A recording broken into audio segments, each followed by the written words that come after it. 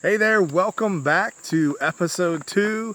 Today we're going to be talking about niches. I used to hear this phrase, the riches are in the niches, and I've seen this too many times to know that that is true. And you're going to hear it if you follow many travel blogs, you hear it. You hear travel agents say, find your niche, pick your niche. That's how you succeed as a travel agent, and it's pretty good advice. So that's what we're going to talk about today is how do I follow that advice? Is it advice worth following or not? Because actually I know what it's like to hear that and think, yeah, but because we all have local networks. We have friends and families and neighbors and coworkers, and they all travel. And why would we not want to help them plan those trips? And the truth is, you should. Why wouldn't you? That's what we call low-hanging fruit. And you absolutely should do those things regardless. You know, if you specialize in cruises and somebody wants to give you the commission to book an all-expense, an all-inclusive trip to a beach resort in Mexico, but it's not a cruise, you should still do it. Why wouldn't you? So on one hand, I agree, pick the low-hanging fruit, but guys, here's the thing. Don't get too comfortable eating that low-hanging fruit. You want other parts of the tree too, and in fact, you want to build an orchard, and that's where your niche comes into play. Your niche is what allows you to expand beyond your own circle. No longer are you confined to the people who live around you and know you. With a niche, you can actually have a national or even an international audience. And that's where you get into a target market where you have astronomical numbers and you can really start to make a difference. So the problem with niches, and I see this all the time, and I'm not talking about travel agents here, I'm talking about any kind of business. People are afraid to niche down. I don't always understand why, but they are. I think what it boils down to is we're afraid that if we choose a niche, that we're locking out a lot of people from working with us. And I get that mentality because that's what it sounds like. If I only serve 1/100th of the market, well, I'm losing out on the other 99%. That's true when it's not. Just because someone's not in my niche doesn't mean I wouldn't serve them if they found their way to me.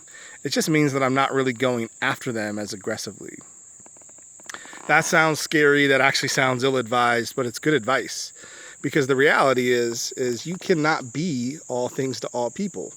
When you try to start doing that, you end up competing with the big boys. You end up competing with the Walmarts and the Amazons of the world, and you will get crushed.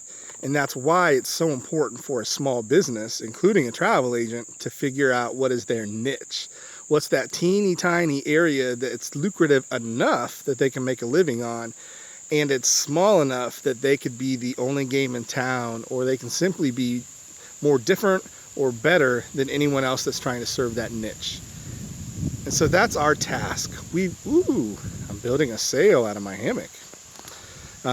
If you didn't know, I'm out here in Wayne National Forest this week. I took the week off to come out here, clear my head, plan this travel agency business that I've got in my mind. So yeah, I'm out in the middle of nowhere, talking to my phone, oddly enough. But we've got to figure out our niche, because the niche is what can allow us to scale. So, what is our task? What do I have to do? What do you have to do? We've got to brainstorm. And here's what I want you to do. Make a list of 10 potential niches that you think you could do a good job for. And then start doing some research. Figure out, is there a real audience there? People who fit into that niche? And is there any other travel agency that has cornered that market already? I'm looking for travel agencies that are doing a very good job. They have great websites. They seem to funnel people into their system pretty well. There may be others who are serving it, but they're not doing a good job, and you could actually come in there and do better. That's still a prospective niche for you to explore, but write down 10 and go do that research. You might be surprised at just what constitutes a niche. I got to thinking about my own life and what teeny tiny area I could fall into, and one of the things that I have experience with is I'm a scouter. I'm an adult leader with the Boy Scouts of America. And what I know, because of my involvement, is that there are high adventure bases all around the country, and there's 4 main ones. And being able to go to Philmont or to Sea Base down in Florida, these are once-in-a-lifetime trips that every scouter who's been in this for a while wants to do at some point in their life. So I simply looked it up. Is there a travel agency out there who specializes in trips for scouters? And sure enough, there was one, but there was only one. That, my friends, is a niche. Because if I'm a scouter and I want to take one of these trips and I start to look up information, blogs, whatever, about taking a trip to one of these high adventure bases, I should stumble upon his content and land on his website. And why else would I go anywhere else but to him? That is a niche, and that's what I'm talking about. I got to thinking about my youth when I did probably more traveling than any other time in my life, because I played on a really competitive travel baseball team. About every other weekend we were staying in hotels all around the Midwest, and what I know is that it wasn't just my family booking a hotel room, it was 12 other families as well. So I got to thinking, are there travel agents who specialize in travel baseball teams, helping to plan the travel accommodations for an entire team throughout the whole year? And again, sure enough, that is a niche. You could specialize in travel baseball teams, you could specialize in travel hockey teams. Each one of these is a viable niche. There's teams all around the country who have this need and might actually like to take that off their plate. You know, if you're a coach and you're a volunteer, you've got enough to do without having to worry about travel arrangements and group rates and itineraries and all these things.